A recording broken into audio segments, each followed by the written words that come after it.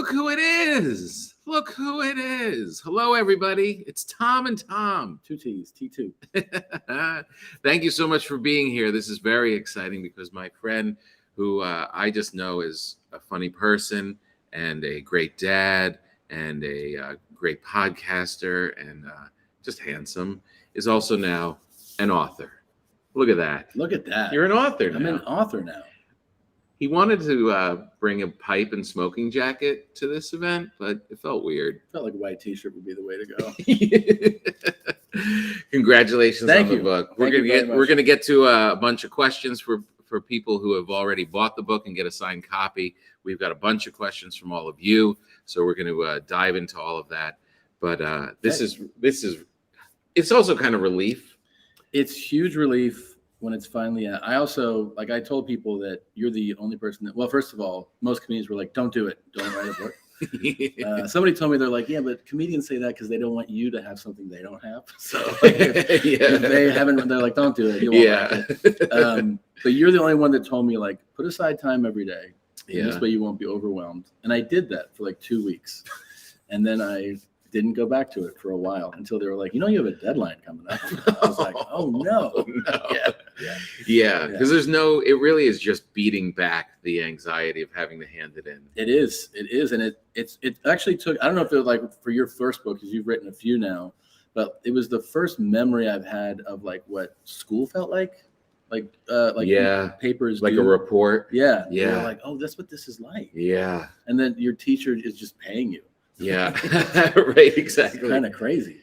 It's a cool feeling. Like for me, like the blank page of it all is the most daunting part. Yeah. But then once you get through all of that and you've spit it all out, like going back and making it funnier and improving on all of them, that part's I found fun. That part is fun. I remember that I would feel such relief, like you said, when you go, this is like a finished chapter. Yeah. And I would hand it in.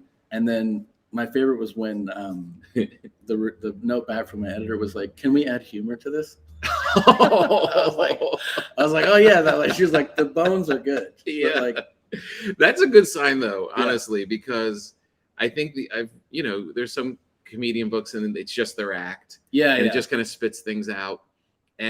But that means that you were actually searching. You were digging deeper. I was. And then you can add funny to it after. But that you really pulled it off. Like thank you. There's like it is definitely, for anyone watching, it's pure Segura. It really like is your voice, your irreverent attitude, all of that really comes through. But also you're learning stuff about you. I mean, I know you well, but I was really learning stuff about your family and you and how you look at comedy. Yeah. All of this stuff. Like you really, you dug in. I tried to like, it's like we were talking about other authors and reading stuff.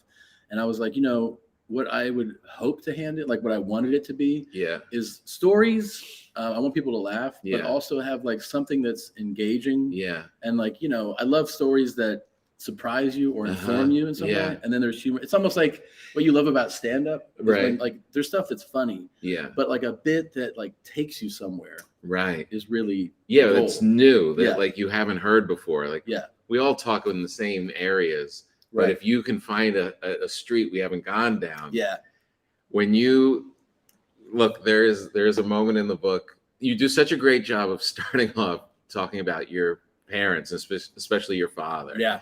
And you set up the character of your dad, which makes so much sense of where you came from because he's a man's man. He's irreverent. He's just says whatever he wants. He's kind of offensive, but he's got a big heart. He's just such a great character. Yeah.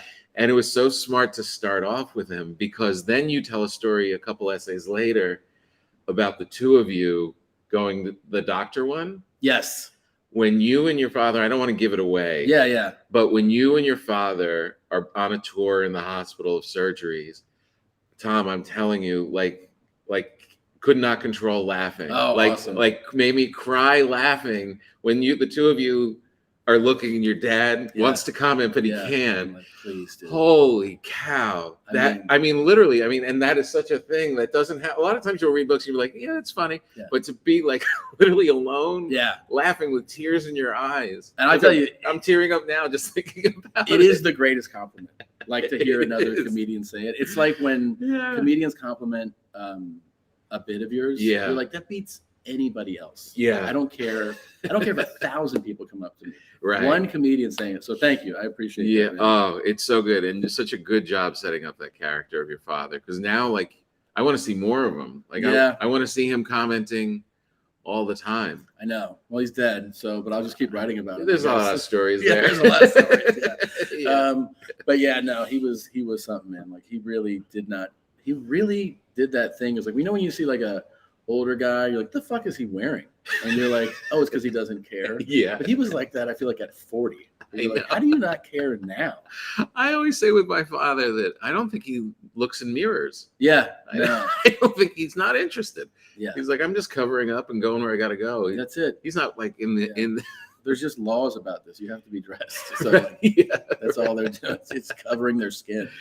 You do a great thing in the book too of the little segues in between the essays, just so brilliant. And also I'm kind of envious because you do these little stories about who you've met on flights when you're touring around, and you've run into so many great people, and you have pictures of it all. You have these great stories of like you experiencing it. And I realized I've toured just as much as you. Oh yeah. I think I've run into like 4 famous people in my entire existence. It is bizarre because I've also been like, it's not like I've been on flights where you see someone over there, but these are people that like I flew next to. Yeah, I sat right next to them, and it's you're like, why does this keep happening? Yeah, the Serena Williams one is oh my God, funny because it has a follow-up because you get to see her again. I saw her again, and she was unamused. She was unamused. Do you think she remembered? No, I don't think she remembered. But the best was that when I retold her the story, of course, I write that she's with her husband. And when I started, I was like, I flew with you, and I was kind of sauced a little bit. He goes, I'd like to hear this to her. He's like, he goes, tell me about it. And I was like, okay.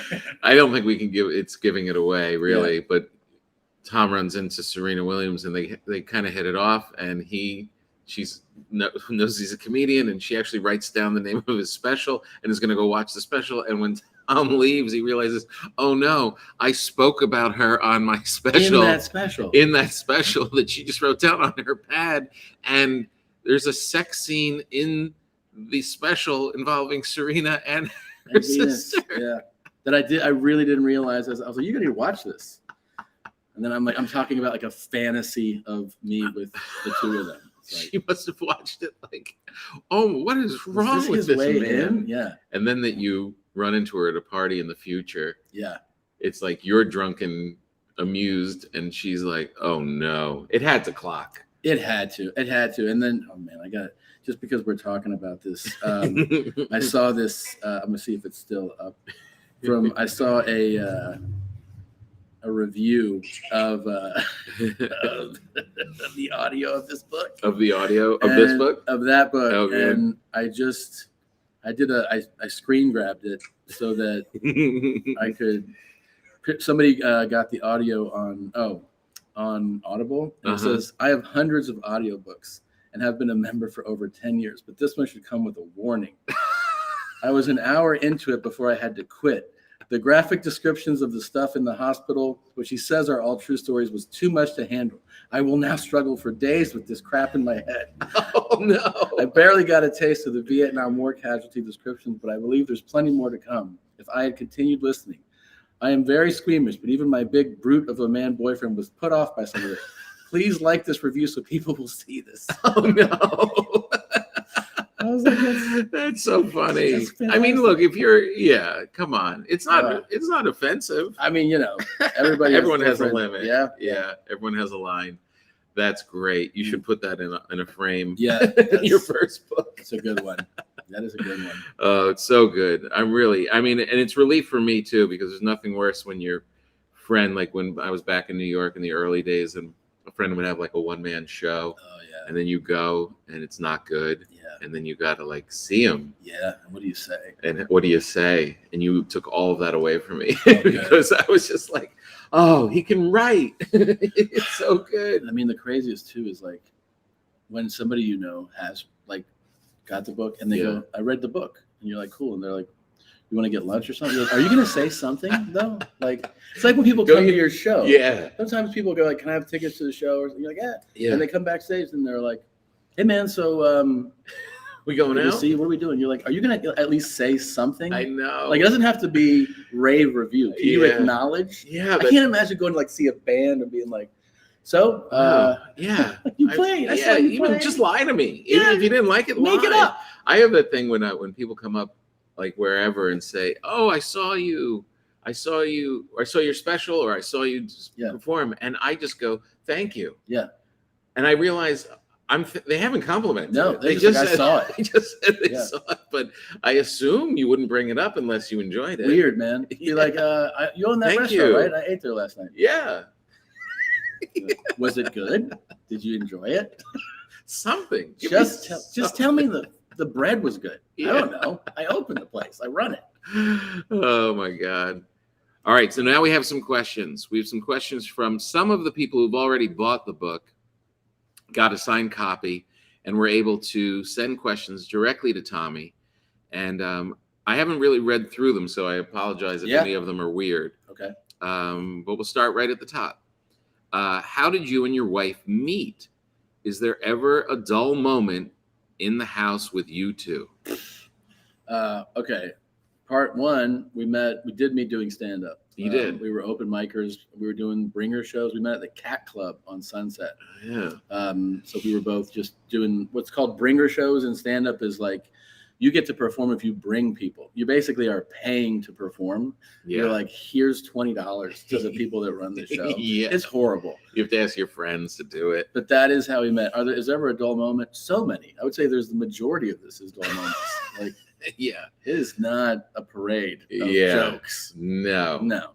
But I would have to imagine. I married a comedian as well. Yeah. And there is that thing that you have where things are getting heavy or if someone's cranky and complaining. Yes. You do, if you can remember that we're both funny, you can get out of trouble or diffuse the situation. That part is by true. Cracking a joke. The cracking a joke, like, ability is there. Yeah. And it does alleviate a lot of stress and things like that. Yeah, for sure. But I mean, I get it because people go like, 2 comedians? Like, this just must be hilarious. And you're like, no, it's not. It's really not.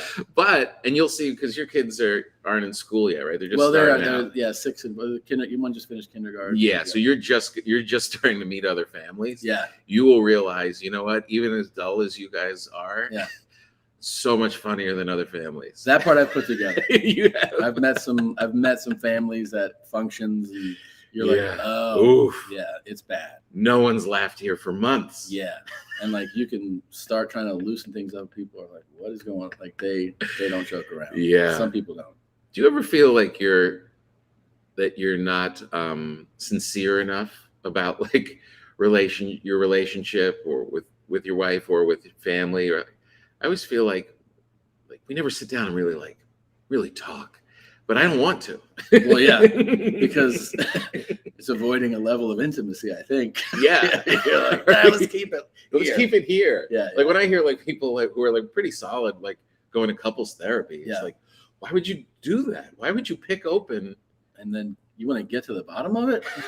Right? Are you crazy? Yeah. Yeah. Oh, I'm glad you have that response. A huge lack of sincerity exists. Yeah, good. In all relationships. Right, exactly. Yeah. And it's the worst because you're going to get even less sincerity with other comedians. Like, actually, like if you actually want to have that thing, it's like you got to start with non-comics who embrace like talking and those feelings, because I mean, comics are not the best to do it with. You have a funny thing in your book about that, and a really great essay about being a comedian and like all of a sudden like the time in your life when you're going from struggling to all of a sudden people starting to really like you as a comic, and it's a great essay. It's and it is sincere. It does, and I have to like make it clear, like this is not a joke. Yeah, you literally spell out to people. Yeah, like just so you know, I'm going to be real here for a minute. Yeah, I'm not shitting on this, and you even give an example of dealing with another comic, and and having a sincere moment with them, and they can't do it. They can't do it, and I find that to be very consistent with comedians. Yeah, comedians like really struggle with that, and then some. You find those little gaps. Sometimes you find those little gaps, and you have that real moment. It's usually pretty brief. Yeah, but I like the sincerity of that essay, where it gets to, because of the fact that I really do love artists. Yeah, and we're around, whether it's comedians, actors, writers, and stuff, and I do like to tell people, because they're always like, sometimes they think when they see you having some success, they're like, well, you have like some secret formula, and you're like, there's not a secret formula. The formula is like, keep working, and know that like they're all different paths, but like you have to just keep going. It's inspiring. It really is. And I won't say any more about it because I'll have to make a joke about it. Yeah, exactly. What's the balance / boundary between making people laugh for a living and then being able to turn off and not be the center of attention with your family and friends? I feel like we just answered that. I kind of did, yeah. Plus, I will say that personally, I really only like attention when I'm performing. I'm not in need of it. Like walking around in a restaurant or at a party. I'm perfectly content being. Do you ever have moments when you're like out with couples or something, and you realize like, oh, I should be funny right now. Like I should. It's getting a little dull. It's probably on me.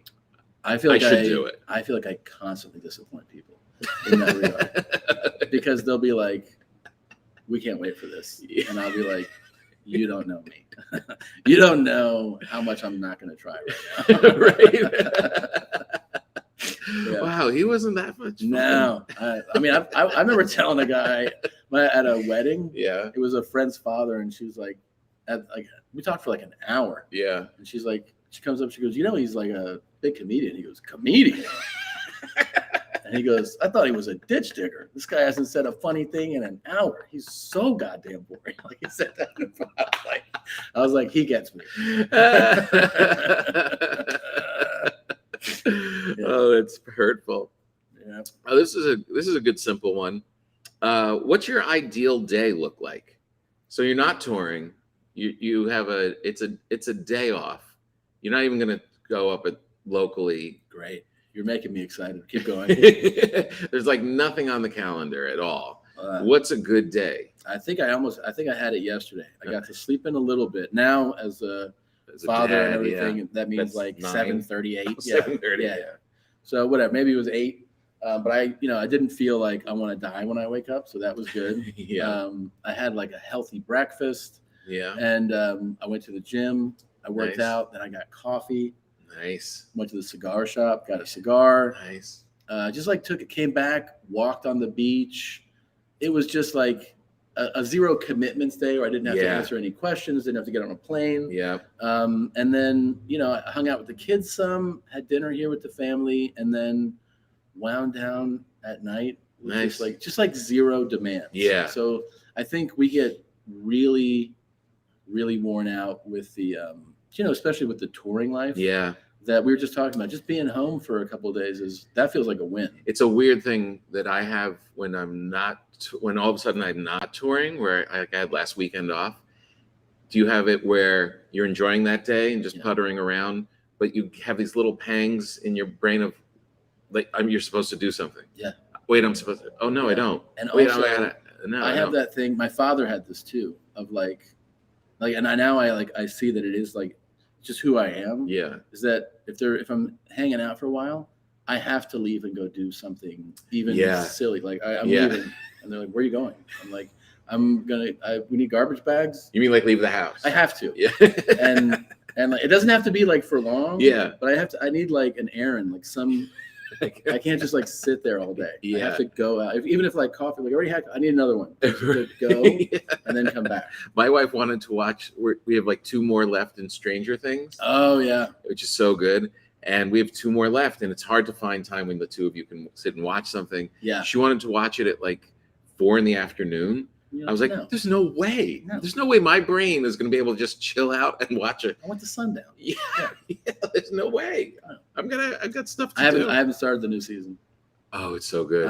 It's scary. I can't wait. It's scary. It's so good. Those guys are really, really talented. Okay. Bum, bum, bum. What's your favorite? Well, this is going to be hard to answer, so you don't have to, but I'll pose it. What's a favorite pinch me moment in your career? It's hard to pick one, right? I mean, yesterday was kind of crazy. I got the call that I'm a New York Times bestseller. That's kind of insane. Oh, really? Yeah, that felt really. And I think like they were telling me like, when they're like, it's going to happen, you're like, I'll believe it. And then when it was confirmed, I was like, no way. And I also think that there's something about the fact that, I don't know. I think as a comedian that they're like, you're number 2. Yeah. I was like, yeah, it's got to be number 2, right? Right. Like, right. Like you can't like, it was like, oh, you're right there. Right. That just feels very much like a comedian's life. Right. Exactly. We're not number 1. Yeah. Let's not get crazy. But that was I think that was a very pinch. That's a good call. Yeah. When did it come out officially? Yesterday at like 6 p.m. At 6. No, when the book was released. The book was released the week before. And then it came out, and then right. Yeah, so that's huge. It's been out a week, and it made the list, and everybody's thrilled, and I was like, yay! I kind of couldn't believe it. Yeah, so that was kind of a pin. I was like, really? Yeah. Because now you can add it to your bio. Yeah, you're a New York Times bestseller. It's so great. So crazy. Oh, that's so cool. Yeah. All right, I'm glad I asked that. Can you explain a little bit of your journey? Where did you start out, and how did you end up where you are today? This is from Scott. Oh, I probably should have mentioned the other people. The pinch me one was from Hannah. Good job, Hannah. Good job, Hannah. So where did you start out? I did the thing that everybody tells you not to do, but it's because it wasn't planned, which is I came to LA. But I thought I would be a comedic actor. I mean, I was 100% convinced that was my trajectory. And then I think it's in the book, but I met stand-up comedians in a Groundlings improv class, and those comedians, after a few weeks, they were like, "You should try stand-up." They're like, "You would like stand-up." And I was like, "Really?" And because I was like, "I'm just gonna do this and be like a comedic actor." I just thought it was. And then when I went and I watched a few times, I was like, okay, like trying to put it together. I mean, I obviously knew what stand-up was. Yeah. But then it was one of those things where it's like, what it is, where once you do it, you're like, fuck, I got to do this again. And it was just basically doing that. Yeah. And then being consistent. And the only thing I think I have that I try to tell other people is that I also understood the landscape of the business of this, and like I studied things like oh, you're an MC, okay, and then try to do all this MC work, and then when you're a feature, like I understood how the club business worked, and then I was like, well, how do you get on this Comedy Central? They're like, well, you have to submit. And so I was always surprised at my friends who were like, I don't know what to do. I'm like, well, you got to be proactive, try to do things. That's the only thing that I was like had early was like, well, ask the guy, how do you do that? Yeah. Ask Tom Papa, how do you get on that? Right. And then if he tells you, you got to send a tape to fucking send the tape. Right. Like, did you go to school?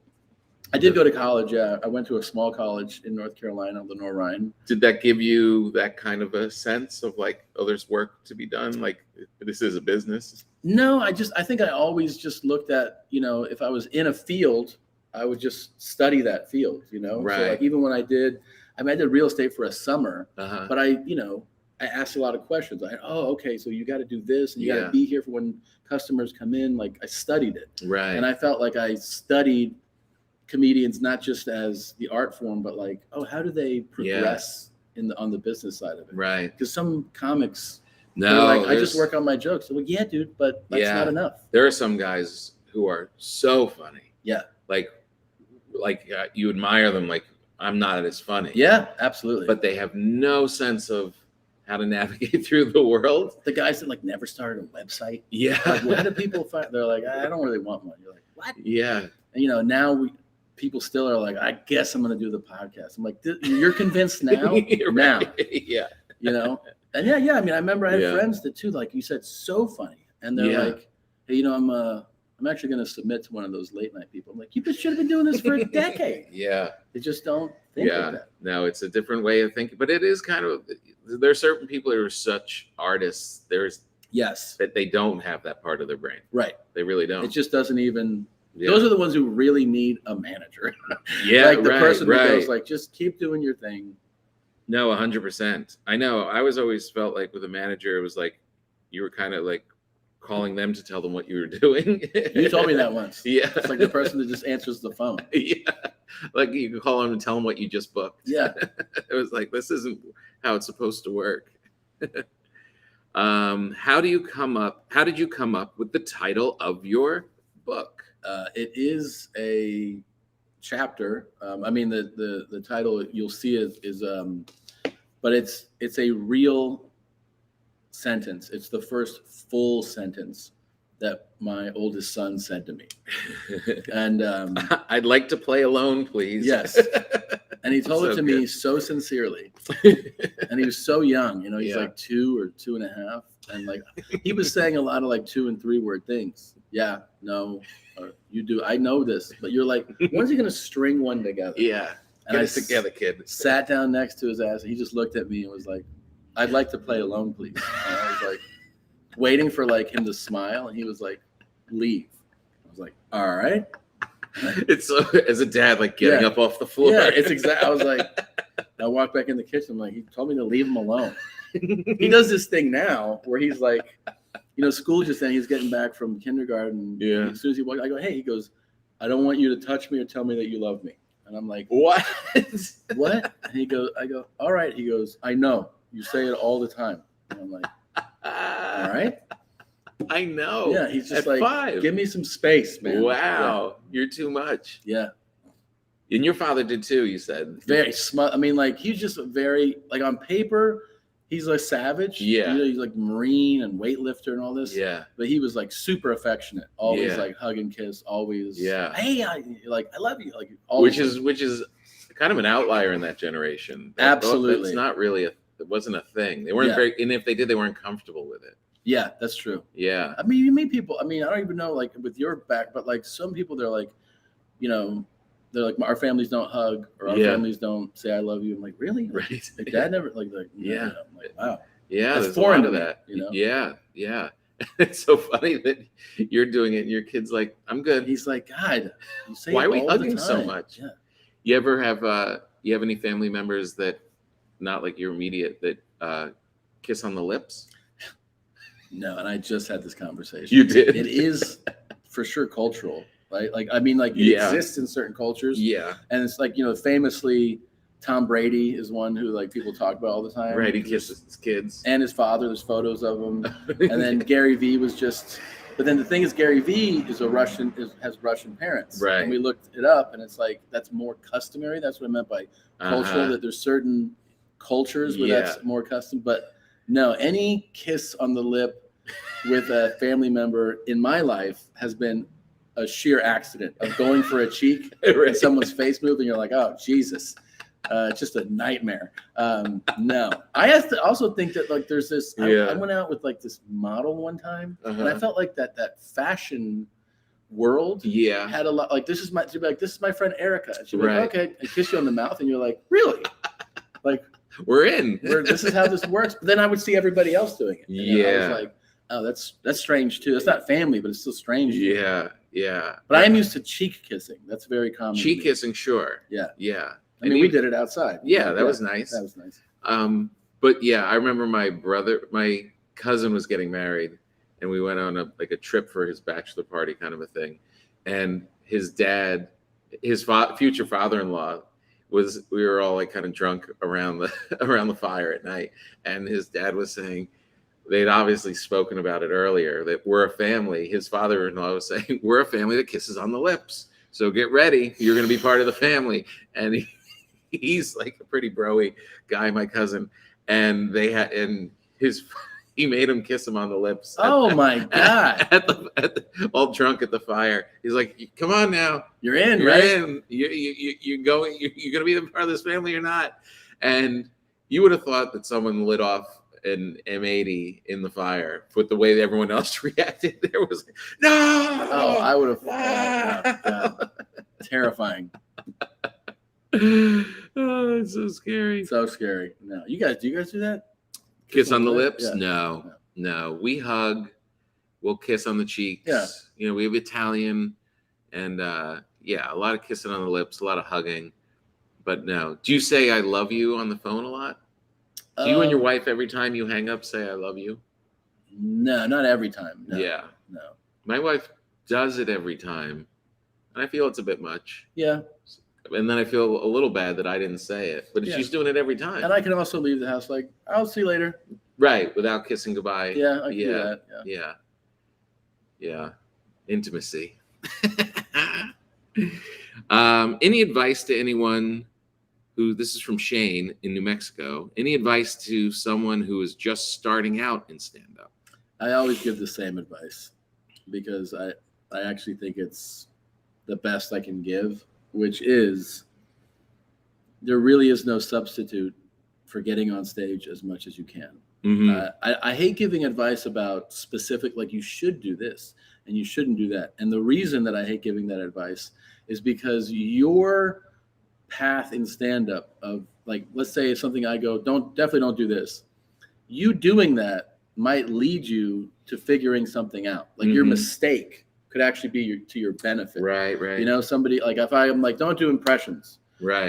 You know, you're like, oh, okay. But you doing those impressions, either maybe you're actually really good at them, or maybe in doing them poorly, you realize something. Mm. So I hate giving advice about like specifics in stand-up as much as just, you know, if you were wanting to play basketball, it would be like, dude, you got to go play all the time. Yeah. And it's really no different than that. Like, you just got to get on stage a lot. People, it's crazy when you meet people. They're like, oh, the only thing is, you know, I just don't get on stage because we don't have something around here. I'm like, yeah, dude, that's not gonna cut it. Yeah. You got to figure it out. Yeah. I don't know, man. Like, write a lot, get on stage a lot. Try everything that pops in your head. Try that. Yeah. But you got to get up there.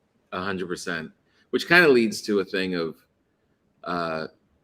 if you have those little excuses and you're not doing it, you might not be into it. Exactly, because you've got to be super into it. That, I mean, I believe I use the phrase in the book. I've told anybody that I've sat down with is that if you're going to be successful in the arts, stand up, musician, acting, right, whatever, there is absolutely no chance that is a thing for you, especially in stand-up, if you're not obsessed with doing stand-up. 100%. And that means that you don't say things like, well, I just couldn't, you know, here and there. Yeah. Because you're obsessed. If you're obsessed, you're obsessed. You're obsessed, and you clear out everything else in your life to do it. And you suffer. Yeah. So like, your friends are like buying a house. Yep. And you're like, I don't know if I could buy lunch this week, you know? Right, I know. But that is because you care more about that than all those other things. Yeah, you're not going to parties. No. You're skipping dinners with your new girlfriend's parents. You're missing all kinds of shit. Yeah, you don't go on vacations. Because it's so important. It's so important, and you love it so much. Yeah. It's not like this somber thing. Like, you're so joyful about it. You literally will like be like, I had to set last night.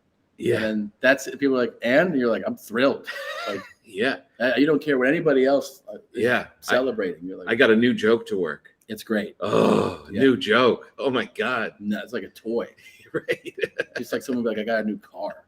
Yeah, it was Christmas again. Yeah, it's the best. Yeah. Oh, that's good advice. What's your favorite food to cook / grill? Anna Traeger from Trent, from Salt Lake City, Utah.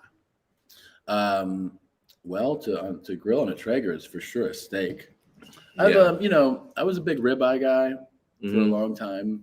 And now I've actually gotten into some of the leaner ones. Yeah. So I have some like fillets and stuff. And I mean, a grilled steak is like, oh my God. I don't know if anything's better. Like, I know. I have a hard time. I don't know. Maybe the Traeger does this. I have a hard time. Like, I'll crank my grill up. It's gas. And I'll crank it, which I know is probably the biggest problem. But I'll get it super hot. Yeah. But I don't get that steakhouse like char. Oh. You know what I mean? Where it's like that char on the outside. Do you ever reverse sear? No. That is my favorite. If you want that. Yeah. So you cook yours at a lower temperature. Right. For a while, like depending on let's say it's 225 for 15 minutes or something. Then you get a cast iron skillet. And you crank the heat on that for a few minutes. On the grill? You can do it on the grill, but you can also do it on the stove. And then, so the cast iron would like burn your hand if you touch it. Right. You can throw butter on that. Ooh. And then you just put the steak on each side 1 minute. And you get like that really, it's the move, man.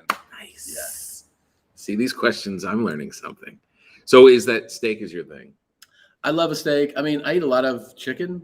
I eat a lot of chicken. I eat a lot of salmon. I like salmon a lot. Oh, yeah. Yeah, those are like definitely my favorites. Yeah. Salmon is such a power food. Yeah. It really is the thing you should always be eating. It's so damn good. I know. I can eat salmon all the time. And it's so good for you. It is. Yeah. How do you handle breakfast? It's been a journey. I'm having almost the same thing every day now.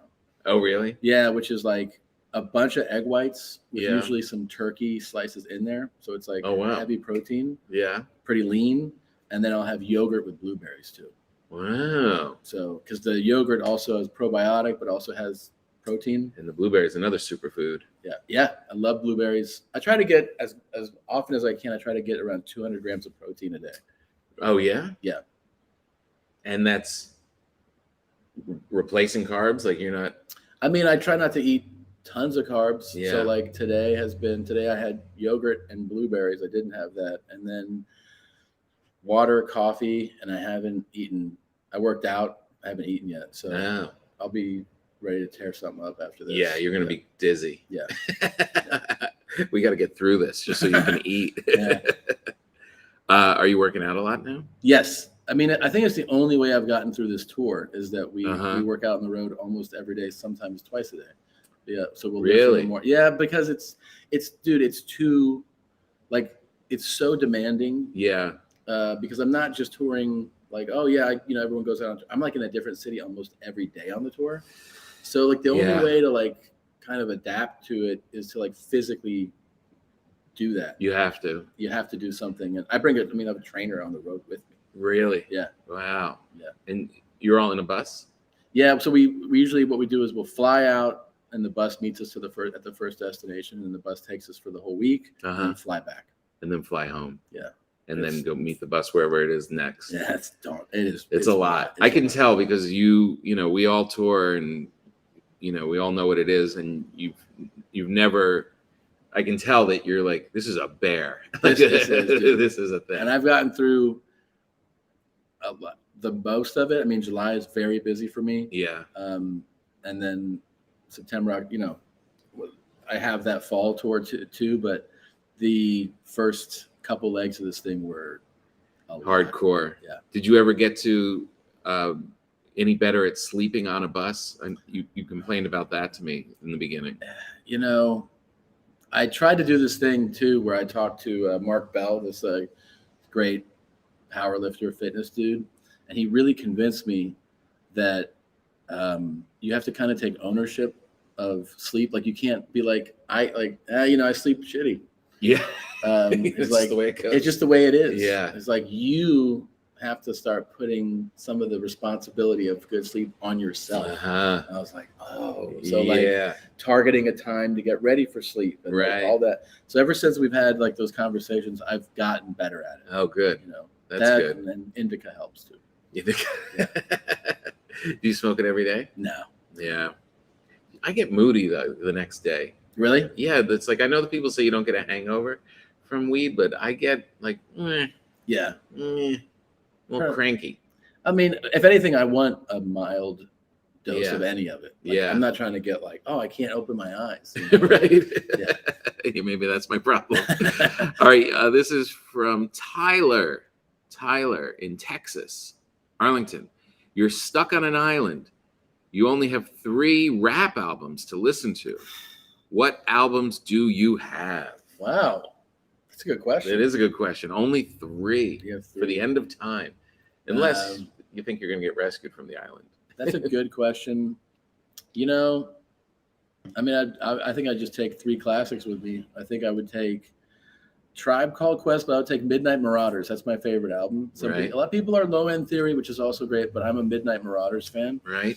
I think I would take Wu-Tang, 36 Chambers. And then maybe I would take Nas, Illmatic, just 3 classics. 3 classics. I mean, I only get 3. That'll set me straight for a while. Yeah. That'll hold you. They're in pretty heavy rotation now, so on that island, I'm kind of living on that island already. Yeah. Is there anyone? Oh, okay, so who's the one artist that you would regret that didn't make it to the island? Oh man, I mean, like whose voice are you going to be like, oh man, I would miss so many, man. I would miss. I could hear Biggie just for one. Yeah, I'd miss Biggie. I would miss Guru. I would miss Eric Sermon and Rakim. And I would miss. I mean, I like that era the most, obviously. Yeah, so exactly. Late '80s through the '90s is kind of my favorite. Yeah. I mean, yeah. There's what other music do you listen to? Genre? I mean, I mix it up. So I listen to everything. I have soul, you know. Yeah, it's the best. I love the 70s stuff so much. So good. James Brown. But I listen to like Latin music. Yeah. I even have classical. I love instrumentals. I love film scores. Yeah. You know? Yeah. So like Bernard Herrmann was a composer who did like all the Hitchcock stuff. Oh, really? I'll listen to that. Oh, nice. Yeah, I like real moody, dark stuff. Mm-hmm. Johan Johansson, who passed away a couple of years ago, he did Sicario. I always tell people, if you've never heard the Sicario film score. Oh, yeah? I mean, really? It will take you, because it's you know, Sicario is like pretty heavy. Yeah. And, you know, drug traffickers. Yeah. And the tone of that is like, I've put it on and walked through airports, and you feel like some shit's about to happen. Like you're boarding the flight, you're like, we're gonna die on this right now. Like it feels terrifying. And I like doing shit like that. Yeah. I like getting sad too. Yeah. Sometimes I like to just feel sad. Yeah. There was this moment in the soundtrack to The Fisher King. Remember with Robin Williams? Yeah. And he has like a mental crisis after his wife gets killed, and I think Jeff Bridges was like the shock jock that caused the incident, and it's called The Fisher King, and it was this really great movie, and the soundtrack for that, there's just one moment in it, where it just turns so sweet and sad, and I went through a good year of listening to that all the time. Just to get that moment, to feel that, that pain too. I mean, what is that? Lux, like there's the Two Towers soundtrack for like Lord of the Rings that also has this like epic swell thing. That, like it's like going into battle, and then there's the really Requiem for a Dream has that one too that is like it pulls emotion out of you. Yeah. No matter how many times you listen to it, you'll feel some type of emotion. But then, like I said, those old Hitchcock ones, they're just like these masterful suspense things, and I like those sounds. I like driving with that sound. Yeah. You know? It's like I feel like the cops are coming, and like I really like it. That's really cool. Yeah. I wonder if there's a connection between our love of these kind of like real emotive musical things and not wanting to be emoting in the kitchen with our family. That's a really good point. It's like you're reserving that emotion for when you feel safe, which is alone with your music. Right. All right, let's see. Hey, Tommy Buns. This is from Jeremy, which is in, where is he? Pennsylvania. 2 questions. 1, what will Garth Brooks think of your book? And 2, what was the hardest part of your kidney writing this? My what? Of your kidney? Of my kidney writing this? What was the hardest part of your kidney writing this? Maybe your kid writing this? What was the hardest part of your... Why don't we just call it, what was the hardest part of writing this? Okay. Sorry if, Jeremy, we didn't understand what you're saying. What would Garth Brooks think of your book? I think he would like it. I think he'd be like, I like that. There's a guy who's not afraid of his emotions. He lets them out. He sure does. On every interview. Right to the camera. He'll be like, how was writing this book? And he's like, he just really puts it out there. He really does. The opposite of a comic. It's actually the exact part of why we get uncomfortable about our emotions. Yeah, exactly. It's on display whenever he full talks. display with him. Yeah. I hope he gets a copy. I'd love to send him one. The hardest part of writing this, I don't know what the hardest part. I mean, it's like it is this whole journey where you're like, you hit those days where you're like, I don't know, I don't have anything to write. You stare at a page, right? And I remember those times you sat there and you leave and come back and you're like, I think I did some writing today, and then you realize it was like 4 sentences. Yeah. Yeah. But then the next time you sat down, you have like 8 pages, and you're like, oh wow, like so it is like a balance to that. Mm-hmm. I mean, I guess I just wanted it to be. I was trying to make it more. Right. Like you're like, oh yeah. Yeah. I thought it should be longer. I said the other day on Instagram that I was like, so many people were like, I read this in one sitting. I'm like, I guess that's a compliment. Yeah. I feel like it should take you longer. I feel like it should. Yeah. And everyone's like, I just sat down and I just read your book. I'm like, right now? Yeah. Like, just knowing as you as a reader, how like, often you get through one book. It's kind of, I guess it's a compliment, but I feel like it should take you a few days. No, that means that they're passionate. Yeah, they love it, and it's written in a way that it's like listening to an audiobook. Yeah. Like you can go through it. You can go through it quickly. Yeah.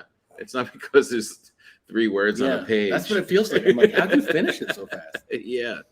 No, I think that's a compliment. I think that means well written. Good. Yeah. I'll take it. Hey, I'll take it. Yeah. No need to read it on the toilet. There you go. Hey, Captain Thomas Jeans. This is from Chris in Spokane, Washington. My question is an old one, but now your life's different than the last time you were asked this, I'm sure. What do you miss the most about being poor and grinding the stand-up circuit? Oh. I don't know. What do you miss about it? What do you miss about the early days when you're poor and just doing it? I mean, I'm trying to think of like what you miss truly about that. Mm-hmm. I guess there's just like a purity to everything then, Yeah. Like it's so simple. Pure. Your life is simple. You don't have all types of people. You're basically asking, can I play? Like you're trying to get in the league. Yeah. Will you let me in? Will you let me play, please? And then so there's like a real purity to like your drive, and like like I always say that like in a way the funniest comic is a feature ready to break. Yeah. Yeah. Because like he's grinding it, no one knows him. Yep. And you've got your jokes that are just like so honed. Yeah. And there's something about that is fleeting. Like you'll never revisit that pure way of doing it again. Mm-hmm. But you get more, evolved and sophisticated, and the stand-up truly is better. It should be when you do it longer. Yeah. But there is just like a pureness to that era that I guess you just never will duplicate. Yeah. I'm glad it's in the past. Yeah, I know. Yeah. I always talk with pride that when I was at the comic strip in New York, we were living on $5 a night. Yeah. We get $5 for late nights, and it's really what we were living on. And it's cute to talk about, but I remember at the time being like, oh. Yeah. I can only get one bagel. Oh, yeah. I mean, you look back fondly on like, man, I remember like, we would eyeball the calendar like, shit, I don't know if there'll be enough for the next month's rent. Yeah. And, buying just frozen food at the grocery store, being like, this would be dinner for the week. And getting a Chinese takeout and like being psyched that they gave you extra rice because you could do something with that the next day. Oh, yeah. Way psyched about that. And like, but I think you look back finally on it because you're no longer doing that. Right. It's cute. Yeah. Wouldn't be so cute if you were still saving your rice. Yeah. No, I'm glad. Yeah. You're not saving rice. Do you miss the part when we're just hanging out with other comics? Like, just, it's kind of like this college phase, just like walking into a house and being like, oh, there's 3 of my buddies here. Yeah. Like that part. Yeah. I mean, that all fades. Like you get into relationships and then you have kids. Yeah. And then it's like, you're a lot more isolated. You kind of, for a while, you go through this thing where like you only see other people with kids. Right. Your friends that don't Yeah. have a spouse or kids, you're like, what are you? Like, how do you go through the day? You're just like, just thinking about yourself. Yeah, they seem like aliens. I know. And they look at you the same way. They do. Like, what have you done? What did you do, man? Yeah. I think we made the right choice though, going the family route. I mean, it's all up to whatever person you are, but I just see like if you don't have someone else in your life, it feels like you're just thinking a little too. You can think too much for sure about you. Oh yeah, right. I mean, we still think about ourselves a lot as is. Yeah, and then this kind of like balances it somewhat. Where you're like, all right, I guess this kid needs to eat. Right. You know, like we gotta feed him. Right. Even though he's telling you, go to the other room. I want to be by myself right now. Jesus. Here's one for. Here's one. We got Bert in it. Oh. This is from Doug in Michigan. Oh, he weighs 275. Is that the question? No? Oh, okay, go ahead. What are his breakfasts? Oh, God. Remember those steaks? Got 4 of those. I like when he's on tour now with that giant mascot thing that's following him, which doesn't look much bigger than Bert. It looks terrible. It looks so cheap. He was like, it was $10,000. I was like, it looks like shit. It's all foamy. It's just like a sex doll. It's terrible. Any chance we will ever see you and Bert join forces and tour together? Maybe Bears on Parade? I'm sure that, I mean, look, the possibility, like that's a thing that has become like popular now, is like people going with linking 12 people. I mean, he's doing his festival right now. Yeah, it's like 8 people on a show. Yeah, so him and I doing something together, that for sure that's possible. There's always this thing too. I mean, no one probably cares to know about this, but when you have like agents that are different, they're always, I don't know, creates obstacles. Yeah, exactly. They have their own way of working. Yeah, and demands for their artists. And so like, I don't know. I think we could probably make it work. Yeah. At some point, once you get to a point where you made enough on your own tour that you don't mind splitting with another guy. Sure. What would you do if you were on tour though, and then Bert's like, "Dude, the mascot's got to come." I let him do it. I don't care. I'm pretty easy. I really don't care. I don't care what Yeah. Just as long as I have my own green room and you're not in it all the time, I'm pretty cool. Yeah. Do whatever you want, man. Yeah. How have you felt with you're doing these really big shows right now? You're playing like arena sized things. Yeah. Comedically, was there an adjustment? Was there? There is. I think there really is. I mean, I don't know. I still think like my favorite size to play is like 2,500. Yeah. I think that's where it goes from like they're all in this with you to like it starts to like get a little further away. It can still be an awesome show. Yeah. I mean, I've done arenas where you're like, that was a great night, but there's something where you realize in the arena, the majority of the audience is looking at that screen. Yeah. Right. So it's like almost, and then you feel like, I call it, you're doing press play stand up, where it's like you just go up there and you do the performance. Right. As opposed to like being in it with like, what was that? Like, you're not shifting gears as much. It's like, you got to deliver it. You just got to deliver it because fucking 10,000 people are there. Yeah. You can't be like, I don't know. Yeah. So you lose something in there. Yeah. There's an upside to, like, now when the arena crowd is hot, it's wild. Right. It's wild. That intensity. So intense. Yeah. And the volume hits a level that you didn't even think was possible. Yeah, for comedy. Yeah. You're like, this is insane. But yeah. I think the best thing, I've heard this from other comics, is to make sure you mix it up. You go, it's very easy to like, you can get to the point you're like, I only play massive. You're like, that's great. Throw yourself in a club for a week in between them though. Yeah. Go do some like small stuff because it'll keep you honest.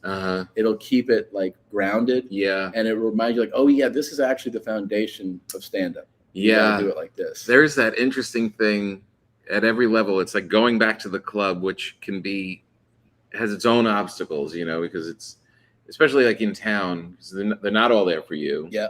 They're happy to see you. Sure. But it's also, they're there to see other people. There's a lot of other things going on. And there's just a different level of honesty. Like when you said it keeps you honest, like you could be killing with material on the road. And then you walk down that hallway of the store and you're like, I don't think I'm going to do that one here. That is such a good point. And right. It's something you almost can't describe.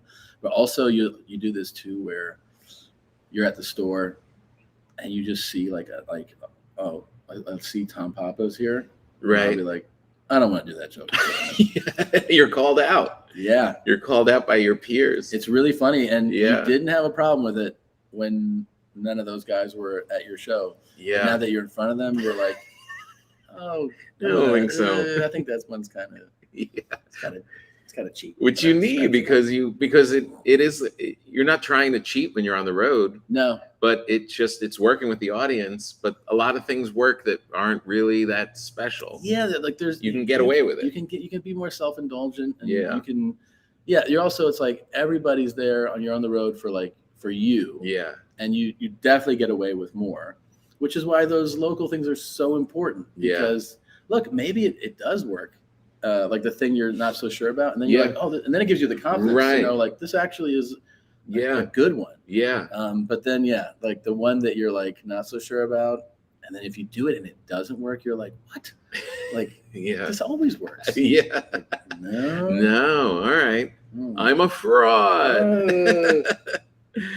All right. We've got to wrap up here. Okay. We have maybe one more. This was easy, Tom. Thank you. So good. Yeah. So good to see you. I haven't seen you in a beat. I know. This is really nice. It's been great. I know. And we look good on camera. This looks good.